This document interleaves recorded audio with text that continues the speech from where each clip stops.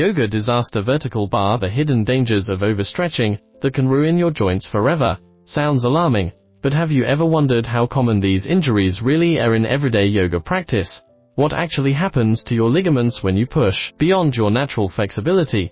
Why do some yogis end up with permanent damage, while others seem to bend like rubber bands without consequences? Could your favorite Instagram poses be secretly destroying your joints? How can you tell the difference between healthy stretching and dangerous overextension? And most importantly, what are the warning signs your body gives before it's too late? Many yoga enthusiasts don't realize that their joints have natural stopping points that shouldn't be ignored. These are like your body's built-in safety mechanisms that keep you from tearing yourself apart when you force your body into those picture-perfect but extreme positions. You are basically overriding your biological limits.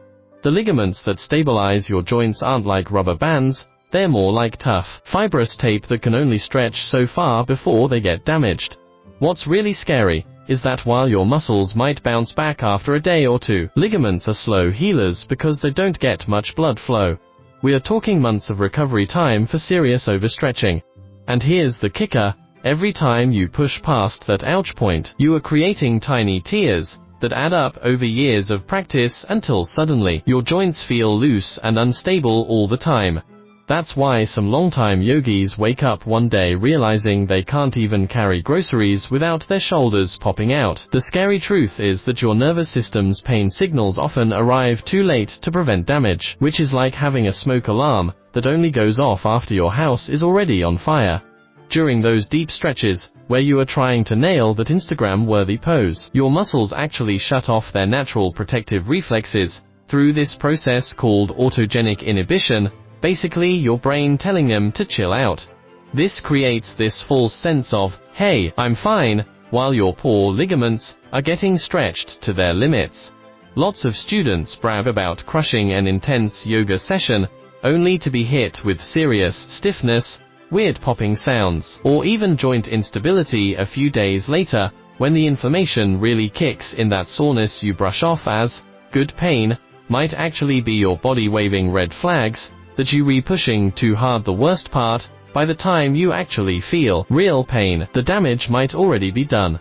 Certain popular poses are particularly risky for long-term joint health, especially when people try to copy what they see on social media without proper preparation. Extreme back bends, like full wall pose, aren't just about flexibility, they can actually squish your spinal vertebrae while overstretching the front ligaments to dangerous degrees. Those deep hip openers like pigeon pose that everyone loves, they can totally mess up your sacroiliac joint if you go too hard too fast. Even basic forward folds can become knee wreckers when people yank on their feet trying to force their head to their knees. The situation gets even worse when instructors who don't understand anatomy keep yelling cues like deeper or relax into it, without considering that everyone's joints are built differently. At the end of the day, no yoga pose, no matter how cool it looks, is worth trading your joint stability for life. Your body actually gives several subtle warnings before serious damage occurs, but most people either miss them or straight up ignore them. That popping sensation in your hips during butterfly pose isn't just some harmless noise, it's your ligaments screaming, back off, dude. Chronic clicking sounds in joints, that same spot always feeling stiff, or constantly needing to crack your joints to feel relief, are all signs things aren't right. The sneakiest warning sign, when a pose that used to be tough suddenly becomes easy after months of struggle. This isn't necessarily your muscles getting more flexible. It could mean your ligaments have stretched out permanently, and now your joints are unstable. Other red flags include joints feeling stuck, weird grinding sensations, or needing to adjust your alignment constantly because things don't feel secure anymore. The best protection is learning to distinguish between muscular stretch and joint strain, which takes way more body awareness than most beginners realize. A proper, healthy stretch should create tension along the meaty part of your muscles, never right at the joint itself. If you feel anything sharp, pinchy, or like pressures building up in the actual joint space, that's your cue to ease up immediately. Smartigists use props like blocks and straps not because they are weak, but because they are smart enough to protect their joints while still getting all the benefits. Here's a curveball: Doing some strength training to build muscles around your vulnerable joints actually protects you better than stretching alone. Strong muscles act like natural braces for your joints, keeping everything stable even in those deep stretches. While yoga offers incredible benefits, approaching it with anatomical awareness prevents lifelong consequences.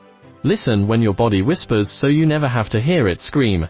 The most advanced yogis aren't those who bend the farthest, but those who maintain practice for decades without injury. If you found this eye-opening, don't forget to subscribe for more movement science insights that'll keep you practicing safely for years to come. Make sure to hit that subscribe button, give this video a thumbs up, and share it with your friends and family. Thanks a bunch.